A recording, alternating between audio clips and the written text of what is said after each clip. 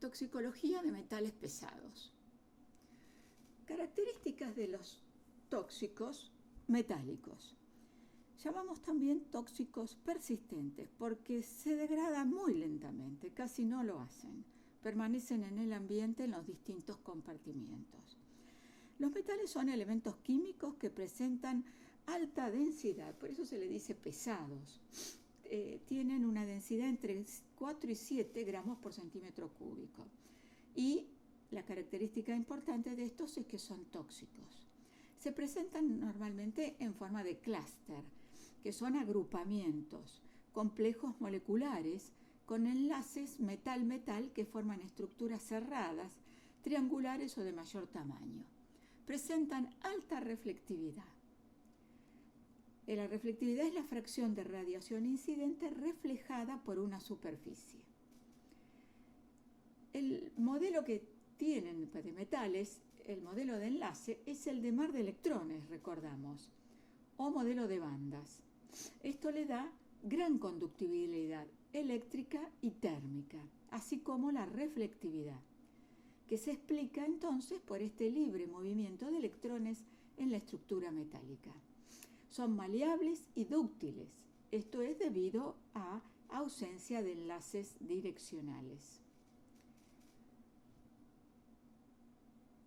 Bueno, un metal podemos definirlo como un elemento que en condiciones biológicas reacciona perdiendo uno o más electrones formando un catión. Decíamos que tiene alta toxicidad. ¿Por qué alta toxicidad? Porque persisten en el ambiente, se degradan muy lentamente, se bioacumulan y se biomagnifican, conceptos que vamos a describir dentro de poco. Se biotransforman en distintas formas químicas a otras nuevas. En realidad lo hacen bastante lento esto. Y además no son biodegradables. Por esto es que son considerados de alta toxicidad. Frente a los metales, nosotros podemos decir que tenemos distintos orígenes o etiologías de intoxicación. Ambiental, laboral, por alimentación, accidental o suicida. Y además podemos estar expuestos a los metales por todas las formas posibles, a través del aire, del suelo, del agua, de alimentos y de la producción industrial. El ciclo biogeoquímico de los metales los encontramos en todos los compartimientos: la atmósfera, la hidrósfera, la biosfera, la litósfera y pedósfera. Y además todos interconectados. De la atmósfera pasa a la litósfera por precipitación, lluvia o polvo, a la biosfera por inhalación, a la hidrósfera pasa por deposición de polvo o lluvia. Y así sucesivamente. De la hidrósfera se absorbe a la biosfera donde están los organismos, las plantas y los animales, que están todos interconectados, que por degradación, que es muy mínima esta degradación, normalmente hay biodegradación muy lenta, puede pasar a la litósfera, que se disuelve y se va degradando por la atmósfera. Eso es la meteorización, es la descomposición del mineral en contacto con la atmósfera. Llegan entonces a ese compartimiento. Además, precipita de la hidrósfera, sedimenta y también puede sufrir procesos de erosión, disolución para ir a la hidrósfera. Todos los compartimientos entonces están interconectados. Otra característica especial que tienen los metales es la especiación, es decir, la especie química. Podríamos decir que el cromo, por ejemplo, el +3, es esencial. Forma parte de lo que llamamos metales esenciales, mientras que el cromo 6 es tóxico. Y que el arsénico 3 es más tóxico que el arsénico 5, por ejemplo. gran diferencia según la especie química. Bueno, provienen casi totalmente de la industria, del automotor, por ejemplo, de la industria química. También llegan por la corteza terrestre, pinturas, por ejemplo, cerámicas, soldaduras, llegan a los distintos compartimientos, el aire, el suelo y el agua. Esto pasan a las plantas, animales, y luego a otros compartimientos, por lo cual encontramos en agua, en alimentos, en polvo, en aires, y esto llega al aire. Podemos decir que el ser humano toma contacto por estos metales por distintas vías: la vía dérmica o la piel, la vía respiratoria y la ingestión por el tracto gastrointestinal. Eso allí son las vías de exposición y las vías de entrada. Llegan a el transporte y la distribución, que lo hacen a través de la sangre, y llegan y se distribuyen a otros órganos, riñón, hígado, por ejemplo, cerebro puede ser, y se excretan. La excreción es por orina, por heces, puede ser en pelo también, o en sudor.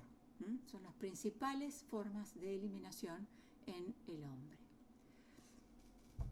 Se unen básicamente a enzimas y están en enzimas. Muchos de ellos, por eso, muchos metales son esenciales, forman parte de su unión a determinadas enzimas. Por ejemplo, el calcio, el cobalto se unen a determinadas enzimas. O el hierro a la transferrina, el cobalto forma parte de la ceruloplasmina, las metalotioneínas, que son enzimas que transportan metales, los transportan o los tienen almacenados, zinc, cadmio, mercurio, cobre. La albúmina lleva cadmio y zinc, por ejemplo, y el calcio también forma parte de las fosfoproteínas. Podemos decir que algunos son esenciales. Sí, por ejemplo, el cobre, el zinc son esenciales. Si nosotros en el primer gráfico, el de arriba, vemos a medida que aumenta la concentración de estos metales, cómo funcionan con el crecimiento, la producción de animal o de la biota. Con pequeñas dosis, facilitan el crecimiento, y en algunos casos nos encontramos ante deficiencia de estos metales esenciales. Tenemos un estado de equilibrio, de homeostasis, en el cual está en una concentración óptima. Luego ya empieza a decaer el crecimiento animal o la producción celular, ya estamos en un estado tóxico, y luego ya es letal, que produce la muerte. Mientras que un metal que no es esencial, como el cadmio y el plomo, tenemos ciertas concentraciones que podríamos decir que son tolerantes para el crecimiento y la producción animal o celular, hasta un punto determinado, en el cual esa producción cae. Ahí decimos que es tóxico. Ese crecimiento celular cae, es tóxico, hasta que llega a concentraciones tales que resultan letales y producen la muerte celular o del animal. Según el tipo de exposición, podemos decir que es aguda o crónica, prolongada. La aguda puede ser a través de agua, a través de alimentos, ocupacional. Los síndromes generalmente son gastrointestinales, agudos, pueden producir disfunción renal, neurotoxicidad, etc. Y la de prolongado también, a través de consumo humano, vía aérea o suelos, puede llegar y tener también distintos tipos de síndromes que vamos a describir. Entonces, ya sea la exposición de tipo natural o antropogénico, llegan a la atmósfera, al ciclo de la atmósfera, se deposita en los océanos, por ejemplo, también en el suelo terrestre, la biosfera y sedimentos.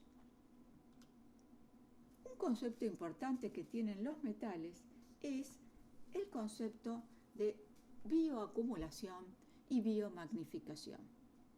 La bioacumulación ocurre cuando los organismos vivos absorben este metal rápidamente, más rápidamente de lo que sus cuerpos pueden eliminarlo. Por ello se bioacumula en ese tejido. También decimos que la bioacumulación es un proceso por el cual esta sustancia química se acumula en órganos vivos en forma que estos alcancen concentraciones más elevadas que las que se encuentran en el medio o el alimento del cual las toman. Eso básicamente es la bioacumulación. Entonces, se bioacumula y puede tener una larga vida, moverse, ser soluble en grasas, etc. En cambio, la biomagnificación ocurre cuando estos químicos, que son los metales, pueden ser otros compuestos también, se concentran y pasan a un nivel trófico superior de un organismo a otro, y ahí van incrementando su concentración a través de toda la cadena trófica, siendo el hombre la cúspide de la cadena. Vemos en este ejemplo cómo la concentración en agua del metal es aumentada en algas, que son los productores primarios, hasta 10.000 veces. Esto se multiplica por 2 a 5 veces en el fitoplancton, 2 a 5 veces en los pescados, y luego en los pescados más grandes de la escala trófica llega a tener concentraciones muy grandes.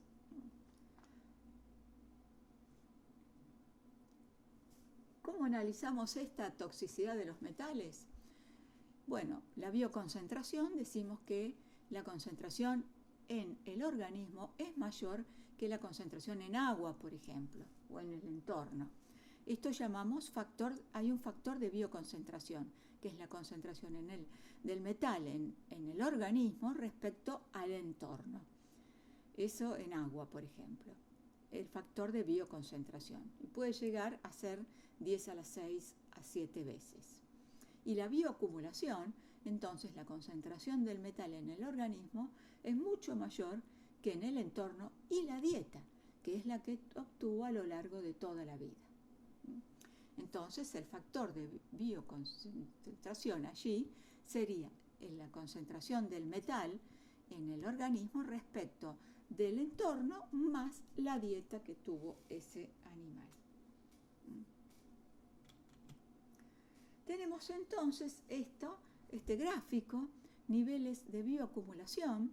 Fíjense que tenemos unos pescados, se da mucho en pescados. Los más chiquitos casi no tienen concentración, pero se van aumentando, se van concentrando con el tiempo. Y lo vemos que cuando son más grandes, que tienen mayor talla, por ejemplo, se va concentrando por el efecto del tiempo. Y esto afecta sus funciones metabólicas, enzimáticas y fisiológicas. Por ejemplo, la concentración de zinc y mercurio está correlacionado positivamente con la talla del compuesto. Entonces, la concentración en el organismo es mucho mayor, aumenta con el tiempo. Y esta concentración es mayor en las especies adultas que en las jóvenes en el mismo lugar.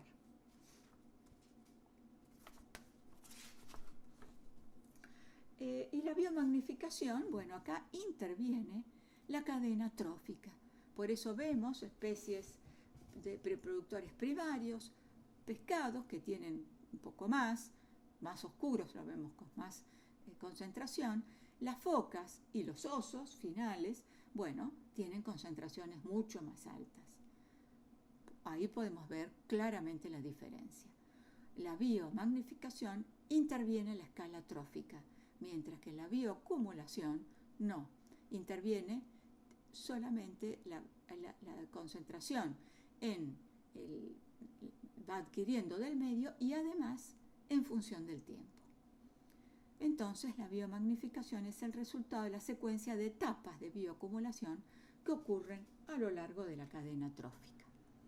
Acá es otro ejemplo que cómo concentran los organismos mediante la bioacumulación la bioconcentración, que es en función del tiempo, y la biomagnificación, que es en función de su aumento en la cadena trófica, hasta que llega al hombre, que es el que recibe la mayor concentración de los tóxicos. Los metales tienen actividad, algunos tienen actividad tóxica conocida, otros tienen una función fisiológica conocida. Por ejemplo, el cobre, el cobalto, el cromo 3, dijimos, el hierro, el selenio, el zinc, todos estos tienen función fisiológica conocida. Otras no tienen función fisiológica conocida. El aluminio, antimonio, estaño, beridio, bismuto, cadmio, níquel, mercurio, que vamos a ver, la plata, etc. ¿Qué factores condicionan la toxicidad de un metal? Bueno, su estado físico, su estado químico, su especiación, ¿no? El estado de la especie, por supuesto la concentración que existe, el tiempo que va para la exposición, que uno está expuesto, eso nos va a condicionar a la toxicidad. La vía de ingreso, su vida media e interacción con los blancos celulares. ¿A qué llamamos especie química? Bueno, la forma de este elemento definida por su composición isotópica, electrónica o estado de oxidación, así como la estructura molecular o el complejo formado. Además, otros factores que inciden en la toxicidad tienen que ver con la variabilidad de la persona, lo que corresponde al individuo. Eso hay variabilidades genéticas, la edad, el sexo, estados fisiológicos, hábitos, por ejemplo, fumar, beber, etc. Bueno, ¿cómo responde el organismo a la exposición? Entonces estamos expuestos por distintas vías. Se absorbe a través del agua, el aire y alimento, que va a depender de la vía de exposición. Entonces llega al organismo y eso ingresa y está en el interior. Eso se llama carga corporal. También algo se puede eliminar. Esto que está en el organismo va a tener su efecto. Un efecto bioquímico que va a producir un daño y se va a manifestar clínicamente con las sintomatologías. Entonces, es muy importante las propiedades físico-químicas del tóxico. ¿Cuál es su forma iónica, su forma química, que le va a dar su lipofilicidad, y transportadores específicos que van a mimetizar lo que ocurre con lo hacen con transportadores que mimetizan los sustratos naturales. La toxicocinética de los metales, bueno, tienen todas las vías posibles, inhalatoria, dérmica, oral. También pasan la placenta, lo cual lo vuelve muy peligroso para los niños, y pasan a la leche materna, situación muy peligrosa. Se absorben por difusión simple, se transporta y se acumulan. Se unen a proteínas en el organismo, por ejemplo, se unen a la albúmina y ahí circulan, a proteínas plasmáticas, a otros grupos sulfidrilos, también están unidos a proteínas, dijimos, de las metalotioneínas, también se unen algunos aminos, fosfatos o carboxilatos. Hay factores que favorecen su perfusión, dependiendo del órgano, si está básicamente bien irrigado, su velocidad de transformación, si es muy permeable a la membrana plasmática y los ligandos intracelulares, con lo cual se encuentran en el recambio y la biodisponibilidad. Entonces dijimos que llegan a través de las vías, básicamente la inhalación y la digestiva, aunque también un poco de la dérmica, pero básicamente estas dos. De la inhalación llegan a los pulmones y ahí llegan a la sangre, y por la sangre se dispersan a todos los tejidos blandos, que es el hígado, riñón, cerebro. Pueden ir al tejido óseo donde se acumulan, por ejemplo el plomo se acumula en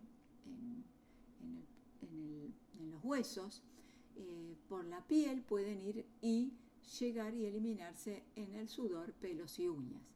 Por el tracto gastrointestinal llegan al hígado, a los riñones también, y pueden eliminarse por las heces. Transporte en sangre y también por linfa. Mecanismo de acción. Bueno, pueden activar o inhibir grupos sulfidrilos, básicamente. Se unen a proteínas que tienen metales. Esa es básicamente su acción. Y las inhiben, generalmente las inhiben.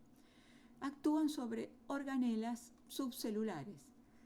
Muchos de ellos disrumpen el metabolismo del calcio. Además, muchos de ellos son carcinogénicos. Por ejemplo, el cromo, el cadmio, el arsénico y el níquel son carcinogénicos. Otros mecanismos de acción bastante generales es la formación de especies de oxígeno reactivo. E interactúan con funciones celulares, las cuales las lesionan. Interactúan entonces con complejos, forman metaloproteínas, inhiben enzimas sulfidrílicas, afectan organelas, ¿cuáles? Bueno, la mitocondria, lisosoma, el microtúbulo. Órganos blancos, bueno, hay distintos. Por ejemplo, el sistema respiratorio es atacado por el arsénico y el cromo. El cadmio actúa sobre el riñón. Fíjense cómo un metal como el mercurio puede tener acciones en distintos órganos. El mercurio metálico es tóxico al sistema nervioso, mientras que el cloruro mercúrico es nefrotóxico. Bueno, este es un resumen entonces de lo que estábamos diciendo.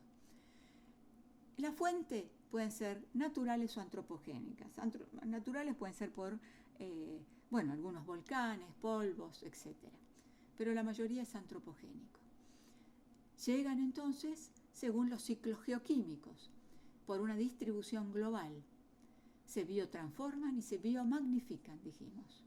Estos actúan y sobre plantas, suelos, la vida salvaje, animales, formando parte de la ecotoxicidad. Y de acuerdo a su forma química y su especiación química, llegan al ambiente.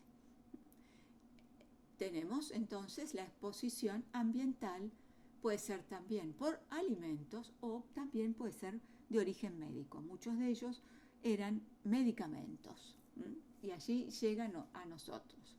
Se absorben, se distribuyen, se biotransforman y se excretan. Para ello depende de todos estos factores que dependen del huésped. No todos, dijimos, biotransformamos igual. O absorbemos y excretamos, va a depender del sexo, de la edad, de algunos transportadores, de la unión a proteínas, etc. Dentro de su mecanismo conocemos que se unen a sulfidrilos y actúan sobre metalotioneínas. Producen estrés oxidativo formando especies oxígeno reactivas. Inhiben enzimas enzimáticas, básicamente las sulfidrílicas. Daña el DNA y la expresión génica. También tienen efectos epigenéticos. Mimetizan acciones de químicos, como elementos químicos esenciales, que no son los tóxicos, y forman compuestos orgánicos importantes, organomercuriales, por ejemplo. Y ahí tenemos luego todos los efectos a la salud adversos, agudos y crónicos. Y de acuerdo a ello vamos a tomar muestras, ya sea en orina, en heces, en distintas partes del organismo. Órgano blanco. Bueno, atacan muchos órganos blancos como vemos allí. El arsénico, sistema nervioso central, hígado, gastrointestinal, respiratorio, el sistema hematopoyético, el endocrino, la piel también. Pero fíjense que la mayoría de los metales atacan casi todos los metales. todos los órganos, perdón. El riñón es un órgano muy afectado, el sistema nervioso, el hígado, el gastrointestinal, respiratorio, el sistema endocrino. La vida media, bueno, es muy variable. Puede variar desde el mercurio, por ejemplo, de 2 a 20 años.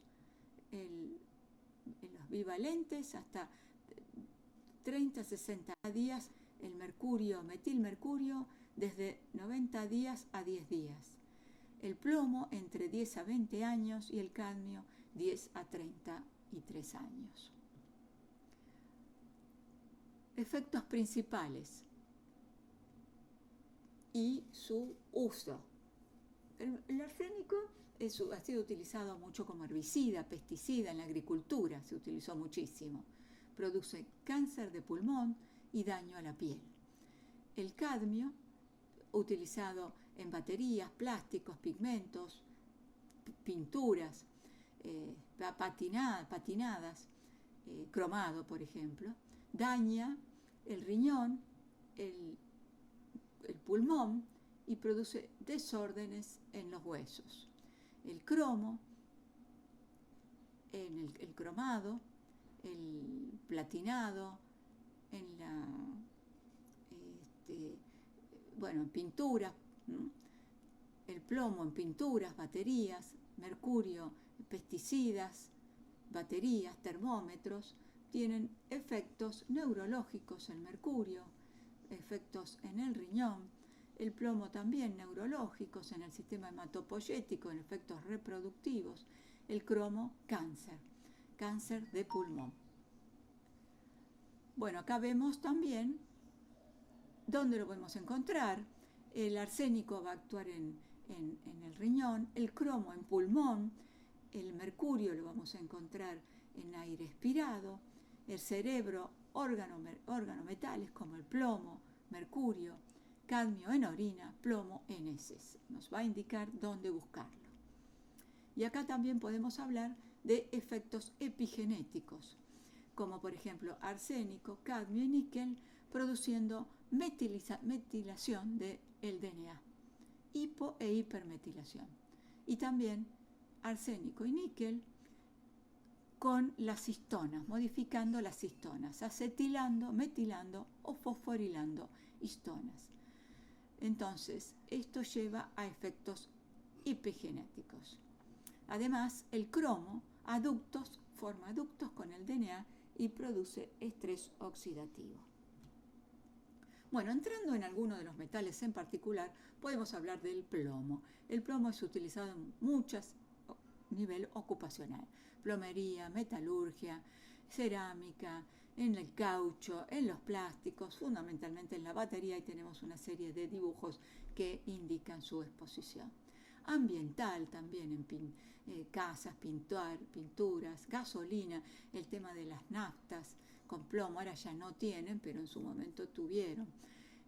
Pero todavía se puede encontrar efectos. Plomo en suelos, puede ser en aguas, porque tienen cañerías de plomo. También pueden llegar por contaminando algunas drogas o también en algunos cerámica, soldadura.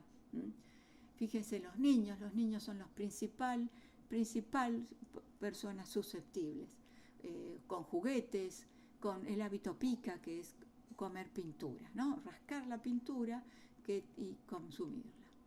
Bueno, este es el modelo metabólico del plomo en ser humano. Llega, como ya dijimos, esto ya lo comentamos bastante, a la sangre, pero acá están bastante explicado su distribución.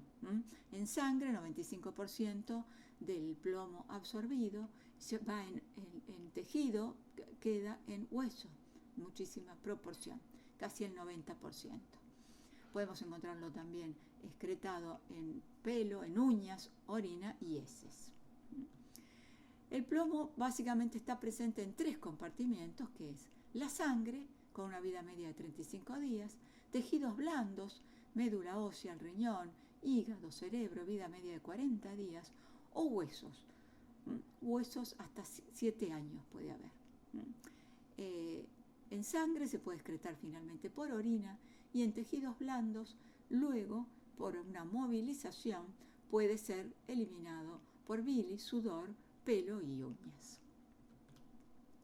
¿Cuál es su mecanismo? Bueno, tiene varios mecanismos. El más conocido, el más estudiado, es su acción en la biosíntesis del hemo.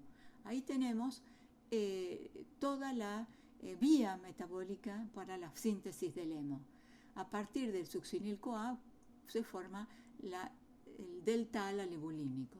El delta-ala-libulínico con la delta-ala-dehidratasa, que es una enzima, forma el porfovirinógeno. Luego una serie de reacciones forma el uroporfirinógeno, coproporfirinógeno, hasta llegar a protoporfirina 9. Y luego esta última, con la ferroquelatasa, llega al hemo. Esta es la biosíntesis del hemo. El plomo inhibe básicamente dos enzimas. La delta-ala-dehidratasa, y está marcada, y la ferroquelatasa. Producto de esta inhibición, vamos a ver cómo aumentada su metabolito, precursor, el delta-ala-dehidratasa. Vamos a ver esta enzima inhibida y, bueno, también vamos a ver protoporfirinas, que se van a ver en orina. Estas protoporfirinas, como estamos allí, se unen con el zinc y forman la zinc-protoporfirina. Y se aumenta la concentración de zinc-protoporfirina en glóbulo rojo, disminuyendo la hemoglobina. Entonces vamos a buscar también zinc-protoporfirina en glóbulo rojo. Vamos a ver anemia hipocrómica como eso que vemos allí en ese dibujo, y punteado basófilo, típico de la preintoxicación con plomo. En laboratorio se hace la plumbemia, que es plomo en sangre, que va a indicar exposición. Es un bioindicador de exposición. La zinc-protoporfirina es un biomarcador de efecto. Quiere decir que se dañó un órgano, que es el hematopoyético. Y lo vamos a determinar en glóbulos rojos. Entonces, de exposición tenemos los marcadores de exposición, plumbemia. Y de efecto, también decíamos, podemos medir la actividad de la delta-ala-dehidratasa, esa enzima que iba a estar inhibida. Y la protoporfirina 9, que vamos a encontrar en orina, que también va a estar aumentada. Además, esto se debe a esta inhibición que dijimos que inhibe estas enzimas, la delta-ala-dehidratasa y la ferroquelatasa. Entonces vamos a encontrar aumentado estos metabolitos que dijimos. Importante el plomo en niños, muy importante, son los más afectados. Fundamentalmente la inhibición de estas y otras enzimas produce alteraciones a nivel cerebral, en el sistema neurológico. Se va a ver efectos en el comportamiento y también efectos neurológicos en niños, que va a llevar a déficit de atención y déficit cognitivo. Por eso es fundamental controlar el plomo. Por ejemplo, en aguas, el máximo es 0,05 miligramos por litro. Hay otros mecanismos de acción que interfieren, que tiene que ver con su interferencia en el metabolismo del calcio. ¿Qué hace el plomo? Reemplaza el calcio, altera una proteína que se llama proteinquinasa, se une a la calmodulina e inhibe la sodio-potasio ATPasa. ¿Qué vamos a ver? Consecuencias en la neurotransmisión y en el tono vascular, hipertensión y efectos neurotóxicos, básicamente en niños, como decíamos. También actúa sobre el riñón, formando inclusiones intranucleares, atrofia renal tubular básicamente. Entonces el plomo, vamos a ver ese tipo de acción. Atrofia tubular y fibrosis. Vamos a ver proteinuria en orina. Y en el sistema nervioso central, daño axonal, que dijimos que produce problemas cognitivos, básicamente, sobre todo en niños. Se almacena en hueso y tenemos síndromes digestivos, síndromes agudos y crónicos. Agudos, como digestivos, hepatorrenales y neurológicos. Se le llama saturnismo a la intoxicación aguda, porque trae trastornos neurológicos muy importantes, cefaleas, convulsiones y puede llegar a coma. En el crónico, presaturnismo, importante para la parte laboral, que es, tenemos cansancio, dispepsia, que es malestar estomacal, dolores abdominales, astralgia, que son dolores musculares, insomnios, pérdida de fuerza, adelgazamiento, el ribete gingival, que vemos ahí en las encías, que se deposita sulfuro de plomo. También vemos problemas en la conducción nerviosa. Bueno, acá en las manifestaciones clínicas de acuerdo a la concentración de plomo en sangre, en niños o en adultos, muy importante, dijimos, en niños, que puede llevar a efectos neurotóxicos, según la concentración sea, por ejemplo en sangre. Ya hay en el niño capacidad auditiva disminuida, crecimiento en el desarrollo disminuido, con 10 microgramos de plomo por decilitro. El sistema empieza a actuar sobre el sistema metabólico de la vitamina, en la conducción de los nervios, todo en encefalopatía y anemia y la muerte para el niño y también en el adulto. Acá tenemos indicadores biológicos de exposición al plomo. En valores referenciales para ello, como el ácido deltaminolebulínico, las coproporfirinas y las zinc protoporfirinas. El nivel el indicador biológico de exposición según sea leve, moderado o severo. Otro metal de importancia es el arsénico. Puede ser a través de insecticidas, pigmentos, fundiciones, pero sin duda lo más importante es en agua y alimentos. También puede ser de origen criminal. Este es el ciclo del arsénico. Vemos cómo llega a todos los compartimientos. A través de aguas, la cadena trófica en alimentos y el acuífero. También acá el ciclo del arsénico, un componente importante, un compuesto importante que es volátil, es la arsina o los compuestos arsenicales volátiles. Tenemos arsénico pentavalente y trivalente, y su biotransformación por bacterias de arsenato, arsenito, metilarsénico y dimetilarsénico, por ejemplo. En el organismo producen efectos en la piel, es conocido como cáncer, carcinogénico, efectos en el hígado también y en el riñón. Distintos tipos de cáncer produce también inflamación en vías respiratorias, insuficiencia renal y produce daño reproductivo, teratogénesis, que es malformaciones en feto, y abortos. Se basa en su unión a grupos sulfidrilo. Inhibe enzimas importantes como la piruvato deshidrogenasa, produce inhibición de la gluconegénesis, aumento de la glucogenólisis.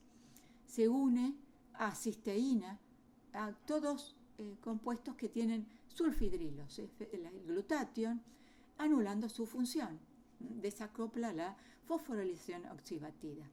Y también se une a compuestos arsenicales, como por ejemplo la metalotioneína. Metalotioneínas son proteínas pequeñas que unen metales de todo tipo, el zinc, el cadmio, pero se une también, pequeña proporción se une al arsénico. Entonces, el arsénico con la metalotioneína tiene una muy pequeña capacidad para protegerlo contra el estrés oxidativo. Solo un pequeño porcentaje del arsénico se une a la metalotioneína, en muy baja proporción. Entonces se establecen todos los procesos oxidativos. Acá tenemos la exposición crónica a la piel, todo lo que produce, por ejemplo, queratosis, cambio en la pigmentación, en el sistema nervioso, neuropatías, inhibición del sistema inmune, lesiones cardiológicas en el sistema renal, citotoxicidad, proteinuria, vamos a ver proteínas en orina, disfunción renal y cáncer renal. En el sistema hematopoyético, anemia, también dijimos que afecta al sistema reproductivo, el feto, sistema respiratorio, enfermedad respiratoria, cáncer pulmonar, en el sistema hepático, fibrosis, en el sistema endocrino y en el sistema muscular, debilidad muscular.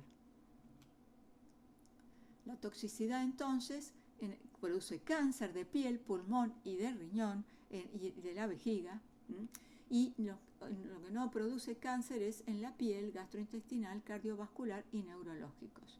Aquí vemos efectos en la piel, que dependiendo de la dosis podemos tener estas manifestaciones en la piel. Entonces decimos que de la exposición al arsénico puede haber una alteración, una reparación alterada, estrés oxidativo, anormalidades cromosómicas, metilación del DNA alterado y modificación de la proliferación, lo que lleva a la carcinogénesis. De lesiones, aberraciones cromosómicas. El arsénico 5 es reducido a 3, y este es metilado a mono y dimetilarsénico. Actúa como progresor e induce rupturas del ADN y inhibe la reparación, inhibiendo la escisión.